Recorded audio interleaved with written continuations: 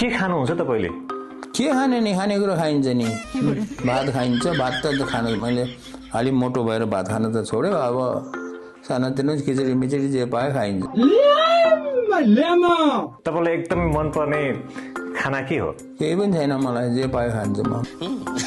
दाइ, यो नयाँ जेनेरेसनमा बालेन शाह अलि बढी चर्चित छन्, उनी कस्तो नेता लाग्छ तपाईलाई? मलाई कसैकोलाई कसै के पनि लाग्दैन के। कुरा मिल्दो रहेछ? नै कुरा मिल्ने होइन क्या।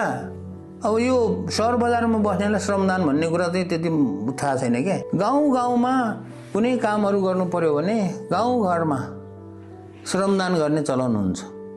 त्यो अहिलेदेखिको चलन होइन, उहिले राणा शासनको पालादेखिको चलन हो श्रमदान गर्ने चलन। काम अरेसी ठकै लाम्नी एरिया बिग्रेको त सहरमा हो नि। सहरको मान्छेहरूलाई चाहिँ आफ्नो घरको अगाडिको न बाटो बनाउँछ, न आफ्नो घरको अगाडिको फोहोर मैला टिप्छ, कसैले आएर टिप्देस् भन्ने। अनि यो श्रमदान गर्ने भन्ने कुरा दिमागमै नभएको मान्छेहरूले श्रमदान गर्नेहरूलाई चाहिँ हाँसी उडाउँछ क्या।